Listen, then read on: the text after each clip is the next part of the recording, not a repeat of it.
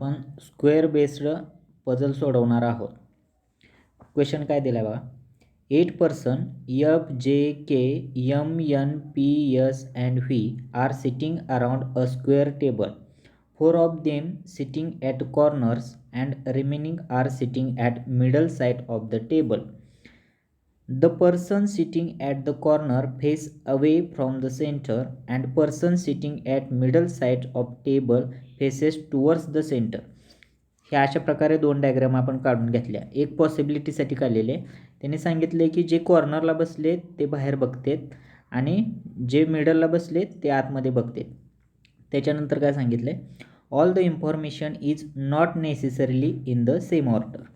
त्याच्यानंतर काय सांगितलं बघा आता, F seats at middle side of table.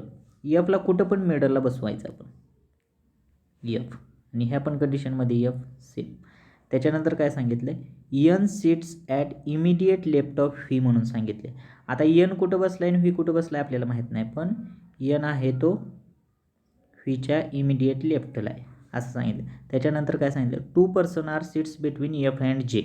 F आणि जेमध्ये 2 पर्सन आहेत. आता इकडून काउंट केलं तर 1 आणि 2, एकदा जे इथं घेऊया आपण आणि त्याच्यानंतर इकडच्या पण साईडला आपण घेऊ शकतो. म्हणजे 1 आणि 2 म्हणजे जेला आपण ह्या कंडिशनमध्ये इकडच्या साईडला घेऊया. त्याच्यानंतर काय सांगितले, V sits at immediate right of J म्हणून सांगितले. आता ह्या कंडिशनमध्ये जे कुठं बघतोय, बाहेर बघतोय म्हणजे हे जी इमिडिएट राईट बाजू ही झाली. म्हणजेच काय झाला, व्ही तुमचा कुठं बसला, इथं बसला. ह्याच्यामध्ये पण काय बघतोय, व्ही बाहेरच बघतोय, जे बाहेरच बघतोय. ह्याचा अर्थ काय झाला, ह्याची इमिडिएट राईट बाजू कुठली झाली, ही झाली. म्हणजे व्ही कुठं आला, इथं आला. त्याच्यानंतर काय सांगितले, व्हीच्या इमिडिएट लेफ्ट बाजूला एन आहे म्हणून सांगितलं होतं. आता ह्या कंडिशन, पहिल्या कंडिशनमध्ये काय बघतोय, व्ही आहे ती तुमचा आतमध्ये बघतोय म्हणजे ह्याची इमिडिएट लेफ्ट बाजू म्हणजे इकडं झाली. मग इथं एन मांडून घेतला. सेम ह्याच्यामध्ये पण काय, व्ही आहे ते आतमध्ये बघतोय, व्ही आत बघतोय म्हणजे ह्याची इमिडिएट लेफ्ट बाजू म्हणजे इथं झाली. एनला आपण इथं मांडून घेतला. त्याच्यानंतर बघा आता हे खोडून टाकायचं. त्याच्यानंतर काय सांगितलं आहे, 3 person are sits between S and N. आता ह्याच्यामध्ये एन इथं बसला आहे पहिल्या कंडिशनमध्ये. म्हणजे 3 पर्सन कोणीकडून जरी काउंट केलं तरी ह्याच्या अपोजिट बाजूलाच एस येणार आहे. म्हणजे एस कुठे येणार, इथं येणार. एस आहे ती इथे येणार. आणि ह्याच्यामध्ये पण सेम एस कुठे येणार तुमचा, इथे येणार. त्याच्यानंतर काय सांगितलं, M is an immediate neighbour of S म्हणून सांगितले. आता एम तुमचा ह्याच्यामध्ये बघितला तर इकडच्या साईडला एसच्या लेफ्ट बाजूला एफ बसला आहे. मग इकडच्या बाजूला जागा शिल्लक आहे, तिथे एमला देऊन टाकायचं. आणि ह्या कंडिशनमध्ये दोन्ही पण बाजू एसच्या शिल्लकच आहेत, बरोबर आहे का, इमिडिएट नेबर शिल्लकच आहेत. त्यामुळे एमला तोपर्यंत मांडायचं नाही. त्याच्यानंतर काय म्हणून सांगितले, M is not an immediate neighbour of J म्हणून सांगितले. आता ह्या पहिल्या कंडिशनमध्ये काय झालं, एम आहे ते तुमचा जेच्या शेजारी आला आहे आणि त्यांनी काय सांगितलं, एम हा जेचा शेजारी नाही म्हणून सांगितलं. म्हणजे पहिली कंडिशन काय झाली आपली, रॉंग झाली.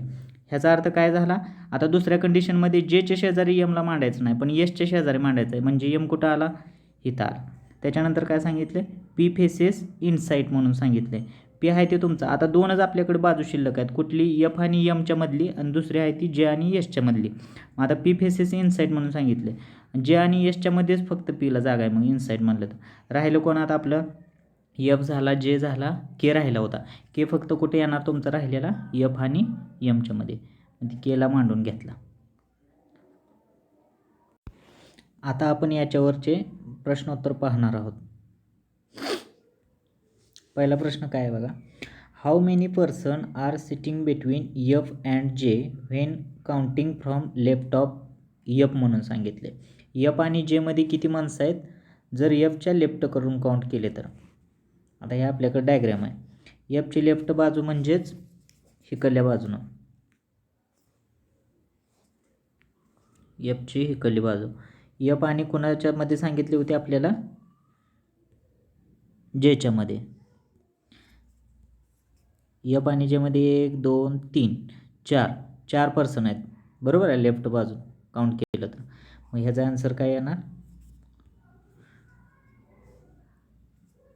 Option number D. त्याच्यानंतर काय सांगितले, 4 of the following 5 are alike in a certain way and hence form a group. Which of the following does not belong to that group म्हणून सांगितले. एस एफ जे के N. S F J के N. आपल्याकडे diagram आहे आता. S F J के आणि N.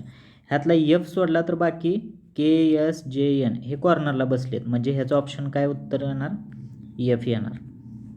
F म्हणजे option number 2. त्याच्यानंतर काय सांगितलं आहे? तिसरा प्रश्न.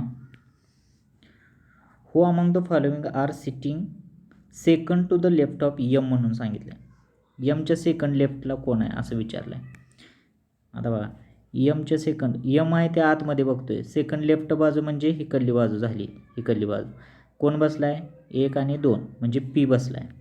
म्हणजे ह्यात ऑप्शन नंबर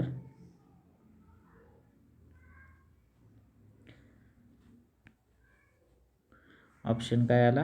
पी. म्हणजे ऑप्शन नंबर ए. त्याच्यानंतर काय सांगितलं? Who among the following is sitting opposite to P म्हणून सांगितलं. पीच्या अपोजिट कोण आहे बघायचं आपल्याला. पीच्या अपोजिट कोण आहे? एफ आहे. म्हणजे option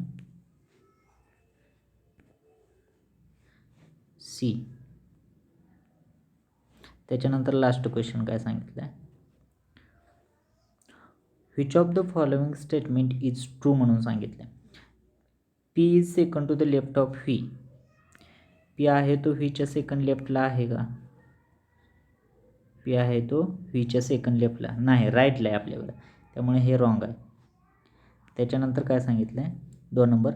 N is an immediate neighbour of S. N हा यसचा शेजारी आहे का? नाही, हे पण रॉंग आहे. त्याच्यानंतर पुन्हा काय सांगितलं आहे? 2 person sits between P and V. P आणि व्हीच्यामध्ये 2 पर्सन आहेत म्हणून सांगितले. पी आणि व्हीच्यामध्ये एकच पर्सन आहे. हे पण स्टेटमेंट रॉंग आहे. त्याच्यानंतर काय सांगितलं आहे? M sits opposite to N म्हणून सांगितलं आहे. यम आहे तो एनच्या अपोजिटला आहे का? नाही, हे पण रॉंग आहे. आणि लास्ट स्टेटमेंट काय सांगितलं आपल्याला? जे इज अपोजिट टू के म्हणून सांगितलं आहे. जे आहे तो केच्या अपोजिटला आहे का? आहे. म्हणजे हे लास्टचं स्टेटमेंट बरोबर आहे. म्हणजे ऑप्शन नंबर 5 बरोबर.